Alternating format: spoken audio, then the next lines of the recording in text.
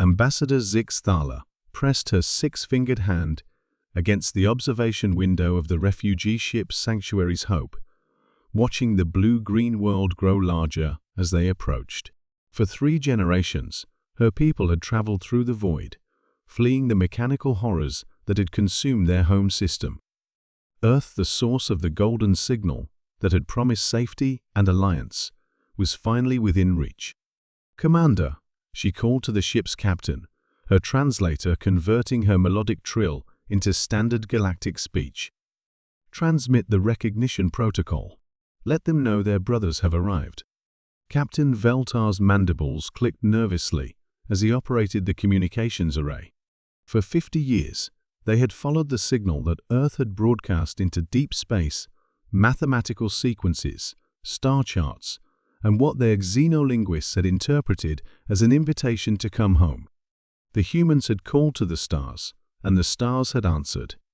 "Message sent," Ambassador Veltar reported, using the harmonic frequencies from their original transmission. "They should recognize us as the ones who received their call."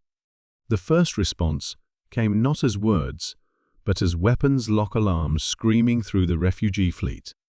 Admiral Jack Harrison stood on the bridge of the UES Defiance, watching his tactical display populate with alien signatures. 12 massive ships, each one the size of a city, had emerged from hyperspace at the edge of the Sol system.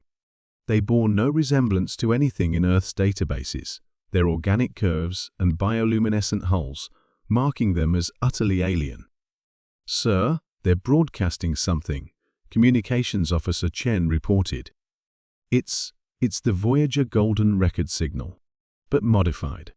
Like they're trying to prove they received it." Harrison's jaw tightened. The Golden Record, humanity's message to the cosmos, launched in 1977 with mathematical formulas, music, and greetings in dozens of languages. It had been meant as a peaceful introduction to any alien civilization that might find it. But that was before humanity had learned the universe was not as empty or friendly as they'd hoped. "Battle stations," Harrison ordered. "All ships, prepare for defensive formation Delta." These could be scouts for the same species that hit Kepler 442. The destruction of humanity's first interstellar colony still haunted Earth's military. An entire world of 2 million colonists, reduced to radioactive ash by beings that had used their own peaceful signals to track them down. Earth had learned the hard way that broadcasting your location to the cosmos was an invitation for predators. "Sir, they're trying to establish communication," Chen continued. "Visual contact requested." "Put them through," Harrison said grimly. "Let's see what we're dealing with." The main screen flickered to life, revealing the bridge of the alien vessel. The being that appeared was tall and graceful, with iridescent skin and large, intelligent eyes that conveyed both hope and growing confusion. Behind her, Harrison could see what looked like families' alien children clinging to their parents, elderly beings in wheeled mobility devices. "Greetings, people of Earth," the alien said, her voice carrying through their translation systems.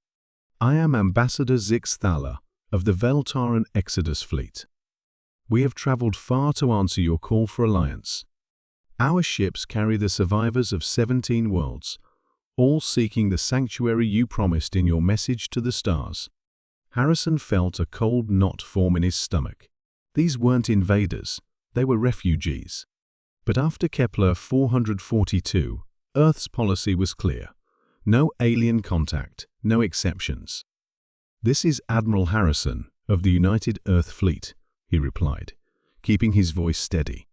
"You are in violation of Sol System quarantine. Turn your ships around and leave immediately, or we will consider you a hostile force." The confusion in Zixthala's eyes deepened. "But your golden signal, the mathematical sequences, the music, the greetings. You called to us. You said, 'We hope that someday you will become our friends.'"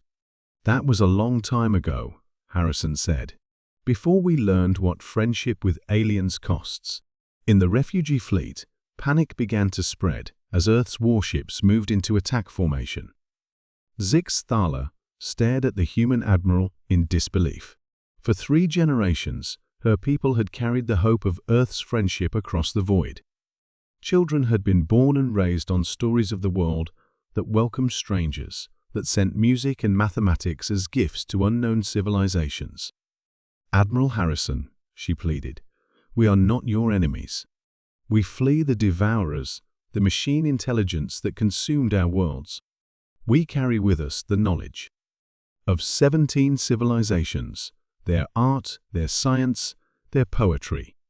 We came to share it with you, as you shared yours with us." But Harrison's expression remained stone. Behind him, Zix Thala could see tactical displays showing weapon trajectories and firing solutions.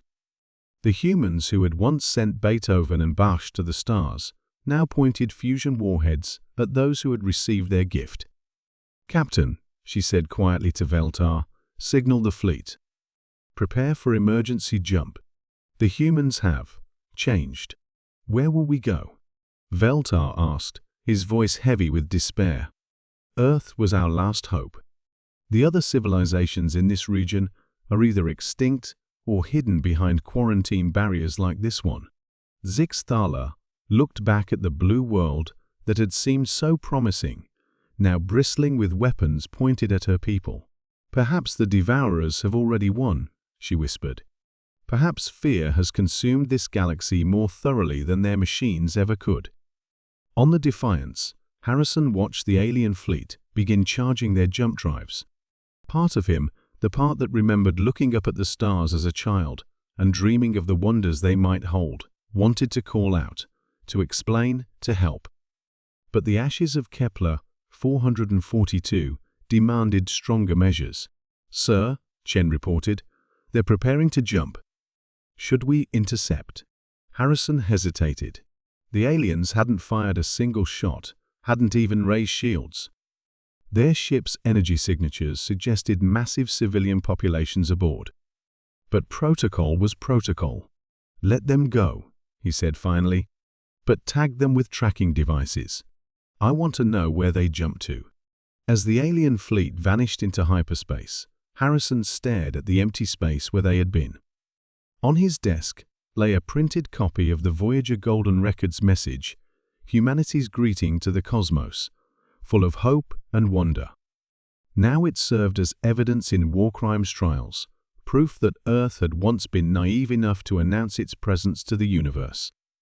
Light years away, the refugee fleet emerged near a dying star, their ships damaged by the hasty jump.